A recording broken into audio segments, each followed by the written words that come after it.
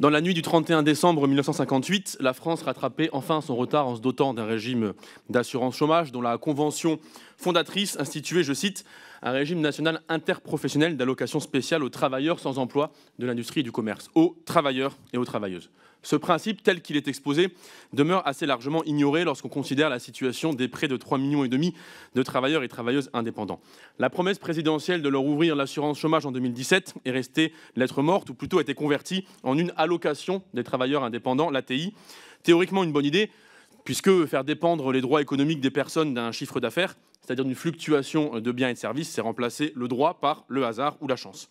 Pas plus que les salariés, les indépendantes et les indépendants ne choisissent d'être privés d'activité. Ils subissent la concurrence, parfois des donneurs d'ordre très puissants, parfois l'écrasement par des grands monopoles comme ceux de l'énergie. D'autant que le risque de perte d'emploi n'est jamais individuel, stricto sensu, il est toujours socialisé, au moins dans le cadre de la famille. On sait que les plus petits, les enfants, sont celles et ceux qui subissent le plus dans leur chair et dans l'accès aux soins, par exemple, ou à des loisirs, la perte d'emploi de leurs parents. Mais le ver était dans le fruit initialement, car cette allocation d'ATI a reconduit beaucoup de choses contre lesquelles a été construite l'assurance chômage en France. En l'occurrence, à un régime qui relève parfois plus de l'œuvre de bienfaisance que de la sécurité sociale. Entendons tout de même les conditions d'accès très étonnantes. Outre le fait de figurer dans une liste d'activités éligibles, il faut avoir cessé son activité du fait d'une liquidation judiciaire ou d'un redressement judiciaire ou d'une baisse de 30% des revenus attestés par des tiers de confiance. Quel autre droit individuel repose sur des témoignages? Il faut également avoir exercé 2 ans l'activité dans une seule et même entreprise. Pourquoi? Il faut avoir perçu au moins 10 000 € sur une des 2 années précédant la cessation, niveau arbitraire. Il faut disposer de ressources personnelles inférieures au niveau du RSA, 646,52 €, comme si, avec 650 €, par exemple, quelques euros de plus, on pouvait effectivement couvrir ses besoins. Il faut enfin être inscrit à France Travail et en recherche dite effective d'emploi. Ces différents critères sont autant d'obstacles administratifs et juridiques.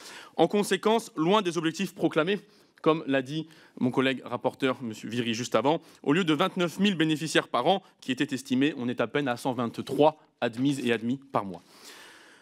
La raison de cet échec assez patent tient aux obstacles qui ont un caractère dégradant tout au long de la demande d'accès à cette allocation.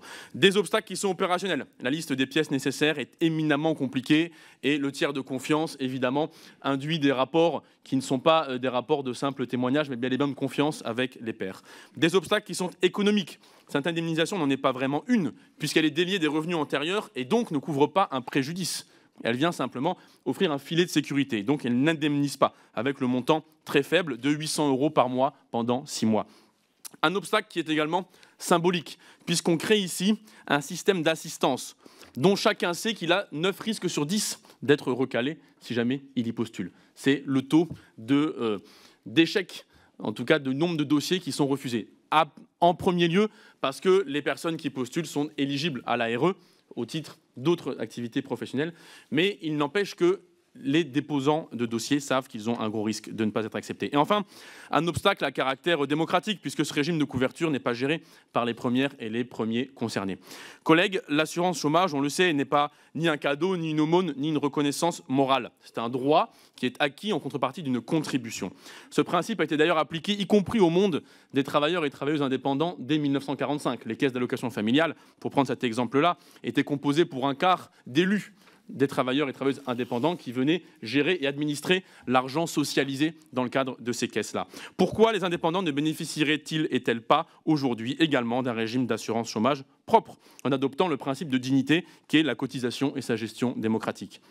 Fonder une assurance chômage des indépendants, administrée par les assurés eux-mêmes et elles-mêmes, c'est, me semble-t-il, le meilleur moyen de l'adapter aux besoins réels. D'abord sur les conditions d'accès. Qui mieux que les indépendants peut informer les indépendants de l'existence de droits? Ensuite, sur l'éligibilité. Qui mieux que les indépendants peut calculer les barèmes et les cotisations requises pour couvrir un ensemble de parcours? Ensuite, finalement, sur le montant. Qui mieux que les indépendants peut estimer le revenu dont on a besoin pour rebondir après qu'une entreprise a disparu? Ces éléments-là sont une opinion personnelle à partir des obstacles qui ont été soulevés tout au long des discussions. J'étais notamment frappé par le fait que ça n'a pas conduit à une levée de bouclier, que l'option d'avoir un régime mutualisé et socialisé de protection entre indépendants. Et je pense que là comme ailleurs, travailleurs et travailleuses connaissent leurs besoins. C'est donc à elles et à eux d'être à la manœuvre.